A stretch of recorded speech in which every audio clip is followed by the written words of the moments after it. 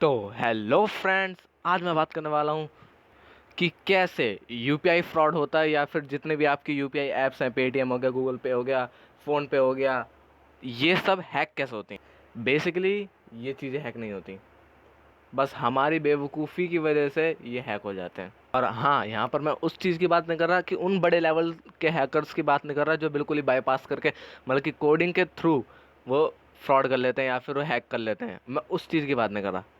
ठीक है, तो आज इसी पे बात होने वाली है और ये बताने वाला हूँ कि कैसे आपको बिना पता है, बिना बताए ये फ्रॉडस्टर या स्कैमर्स ये काम कर जाते हैं। मतलब आपको पता नहीं चलता और जब वो काम हो जाता है फिर तो बस मैसेज आता है कि this much money debited from your account. तो उसी के लिए बने रहिए मेरे साथ, एंड तक देखना भाई लोग। Let's go intro.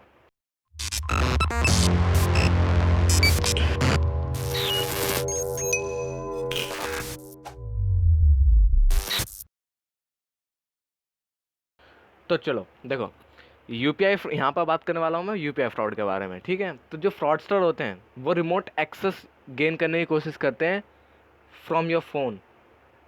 मतलब कि सीधी सी बात है, उन्हें कुछ करने की ज़रूरत नहीं है, सिर्फ तुम्हें बेवकूफ़ बनाने के अलावा। तो यहाँ पर बात करने वाला हूँ कि रिमोट एक्सेस कैसे लेते हैं वो तुम्हारा।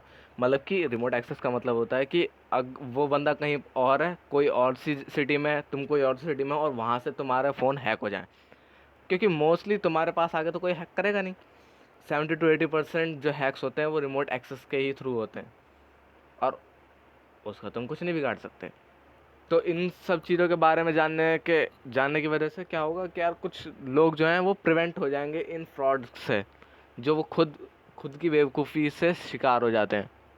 तो ये जो फ्रॉडस्टर्स होते हैं, ये जो कस्टमर्स हैं, और सॉरी कस्टमर्स नहीं, क्या कहते हैं, विक्टिम को फ़ोन करते हैं और उसको बोलते हैं कि कुछ एक ऐसी, या फिर पहले तो कुछ और बोलेंगे, उसके बाद में बोलेंगे कि ये ऐप को डाउनलोड करिए। और इससे, इन ऐप को डाउनलोड करने से होगा क्या, तुम्हें तो लगेगा कि कुछ भी नहीं होगा, नॉर्मल ऐप डाउनलोड करोगे। और ये याद रखना कि वो सारी ऐप्स जो होती हैं वो ट्रस्टेड ऐप होंगी। कोई भी तुम्हें ये नहीं लगेगा कि वो फेक है जिसका तुमने आज तक नाम नहीं सुना होगा, या फिर तुम्हें कहीं और एपी के फाइल डाउनलोड करवाएगा, या फिर ऐसा कुछ नहीं।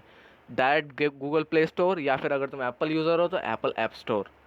और वो किस टाइप की ऐप्स होती हैं, वो लाइक जैसे कि एनीडेस्क हो गई, टीम व्यूअर हो गई, और कई तरह की स्पाई ऐप्स को तो छोड़ ही दो।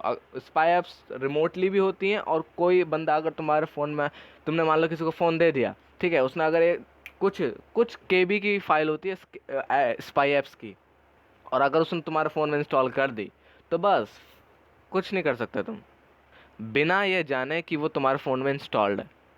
और स्पाई ऐप्स का तो तुम्हें पता ही होगा कि वो कॉल रिकॉर्डिंग सुन सकता है, तुम्हारा मैसेजेस पढ़ सकता है, मतलब कि तुम्हारे कॉन्टैक्ट्स भी पढ़ सकता है, कई सारी चीज़ें कर सकता है। लेकिन ये जो एनीडेस्क है, ये टीम व्यूअर है, ये कोई स्पाई ऐप्स तो नहीं है, लेकिन ये काम थोड़ा बहुत वैसे ही करती हैं।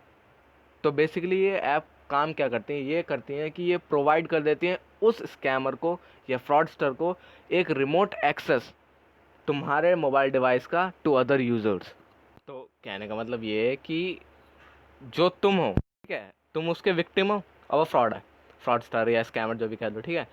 उसने, उसके कहने से तुमने ऐप इंस्टॉल कर ली, और इस ऐप ने जो तुमने इंस्टॉल करी है, तुमने उसके परमिशंस को अलाउ कर दिया, और अलाउ करने के बाद में उस ऐप ने तुम्हारे फ़ोन का पूरा एक्सेस जो है वो, और उसके सर्वर पर अपलोड हो गया। बस सीधी बात ये है। और जैसे ही तुम उन ऐप्स को डाउनलोड करते हो अपने स्मार्टफोन्स पे, एक 9 डिजिट का नंबर तुम्हारे ऐप, मतलब 9 डिजिट का नंबर, वो ओटीपी नहीं होता, वो ऐप कोड होता है, और वो तुम्हारे मोबाइल या डिवाइस पर जनरेट होगा। अगर तुमने वो उसको बता देते हो तो फिर यू आर हैक्ड, और अगर तुम उसे नहीं बता दो, अगर तुम वहीं पर समझ जाते हो तो बच गए भैया।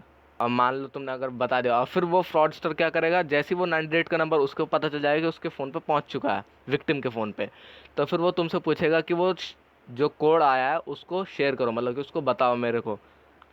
फिर वो तुम्हें बता बोलेगा कि कुछ परमिशंस को अलाउ कर दो, और वो परमिशंस वैसी ही होंगी जैसी और तुम नॉर्मली ऐप्स में यूज़ करते हो। तुम्हें कुछ मतलब सस्पिशियस नहीं दिखेगा, लेकिन उन परमिशंस के अंदर हिडन परमिशंस भी होंगी जो तुम्हें नहीं दिखेंगी। नहीं दिखेंगी मतलब कि नहीं देखोगे तुम शायद।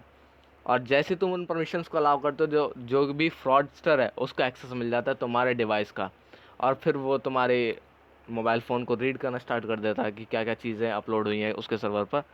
और यही तरीका है जिसकी वजह से जो स्कैमर होता है वो आपके मोबाइल बैंकिंग ऐप के जो क्रेडेंटियल्स हैं, क्रेडेंटियल्स मतलब कि यूज़र नेम और पासवर्ड जो भी तुम लॉगिन जिससे लॉगिन करते हो उस ऐप में, उसको वो अपने सर्वर पर अपलोड कर लेगा या फिर डेटा को सेव कर लेगा। और उसके थ्रू जैसे ही अब तुम्हें पता ही है कि यार लॉगिन हो गया और फिर तुम्हारी बैंक डिटेल्स भी उसमें होगी, फिर वो ट्रांजेक्शन करना शुरू कर देगा उसी मोबाइल ऐप से, और बिना तुम्हें बताए तुम्हारे पास तो बस एक ही मैसेज आएगा कि इतने पैसे कट रहे हैं। और ये सब उसी ऐप की वजह से होगा जिसको तुमने परमिशंस दी हैं। ये उन यूपीआई ऐप्स के वॉलेट्स या फिर उनके तुम जो कहते हो बैंक अकाउंट्स को भी हैक कर सकते हो। और कई बार तुम्हें पता भी हो कि शायद पता हो कि वो ट्रेस होने की बजाय, मतलब कि वो ट्रेस ना हो, इस चीज़ से बचने के लिए वो कई जो मनी है उसको ट्रांसफ़र कर देता है अलग अलग नंबर्स पे, या फिर वो अटैकर जो होता है वो परचेज़ कर लेता है ऑनलाइन सर्विसेज को, जैसे कि मोबाइल रिचार्ज हो गया, डीटीएच रिचार्ज हो गया, इस तरीके की। और उसके बाद में फिर वो जो रिचार्ज करा है उसने रिचार्ज डीलर से, वो उस परचेज़ को मोनेटाइज करवा लेता है या मोनेटाइज कर लेता है जो इस एक्टिविटी में शामिल होते हैं। तो इससे बढ़िया क्या है कि लार्ज अमाउंट ऑफ मनी अपने मोबाइल वॉलेट में या और ख़ासकर यूपीआई ऐप्स के वॉलेट में मत रखो, उसकी बजाय आप बैंक पर रखो। अब पता है वो तुम्हारा पेटीएम वॉलेट या जो भी यूपीआई ऐप्स के वॉलेट हैं उनको हैक क्यों करता है? क्रेडिट और डेबिट डिटेल्स के लिए, credit card debit card details के लिए। तो बस आज के लिए बस इतना ही यार। और अगर इन चीज़ों से बचना है तो यार मैं तो यही कहूँगा कि ऐप परमिशन देखो जब भी तुम कोई भी इंस्टॉल कर रहे हो ऐप्स को, भले ही वो गूगल प्ले स्टोर या ऐप स्टोर से कर रहे हो, लेकिन रेपुटेड ऐप होनी चाहिए। और दूसरी बात ये कि ऐप उसकी परमिशन चेक कर लेना यार कि क्या क्या ले रही है। ऐसा ना हो कि कैलकुलेटर जैसी ऐप है या फ्लैश लाइट की कोई ऐप है, उसको तुम्हारे एसएमएस भी रीड करने हैं और रिकॉर्ड भी वीडियो करने हैं। भाई ध्यान से सोचो यार, उसको क्या ज़रूरत है इन दोनों की। और तीसरी चीज़ ये है कि यार ऐप लॉकर यूज़ करो। अगर कोई क्रिटिकल ऐप्स हैं जैसे कि तुम्हारी यूपीआई ऐप्स हैं, तुम्हें मनी ट्रांसफ़र करनी पड़ती है, तो उनके लिए ऐप लॉकर यूज़ कर लो, मतलब उनमें लॉक लगा लो। उससे होता क्या है कि वो तुम्हारा जो डेटा है उसको प्रोटेक्ट करके रखता है getting stolen by anyone else. जो कोई भी अगर मेलवेयर के थ्रू तुम्हारे फ़ोन को एक्सेस करने की कोशिश करा तो उनसे बचा कर रखता है, क्योंकि उससे पहले फिर लॉक को हटाना पड़ता है। इन ऐप लॉकर्स को तुम यार इजीली डाउनलोड भी कर सकते हो, और ये भी रेपुटेड होनी चाहिए, मतलब रेपुटेड ऐप्स होनी चाहिए जो पहले से पता हो या फिर ऑफिशियल ऐप्स हों। और इनमें से यार कई ऐप लॉकर फ्री हैं, कुछ पेड हैं, और कई नए फ़ोन में तो ये इनबिल्ट भी आती है, क्योंकि यार ये ज़रूरत है। जैसे जैसे अब लॉकडाउन में तुम देख लो यार, सबके काम ठप हो गए, तो ये जो हैकर्स हैं इनकी डिमांड भी बढ़ गई। सिर्फ 5 दिनों में 50,000 अटैक्स हुए थे, साइबर अटैक्स इंडिया में ड्यूरिंग लॉकडाउन। तो बस गाइस यार, be aware and be safe. तो अगर यार ये वीडियो पसंद आई है तो इसको लाइक कर देना, चैनल को सब्सक्राइब कर देना और घंटी भी प्रेस कर देना यार। और अगर इसी का नेक्स्ट पार्ट देखना हो या फिर किसी और तुम कमेंट्स में बताना किसके ऊपर वीडियो बनाऊं, तो उसको भी बनाएंगे। So here I am signing off.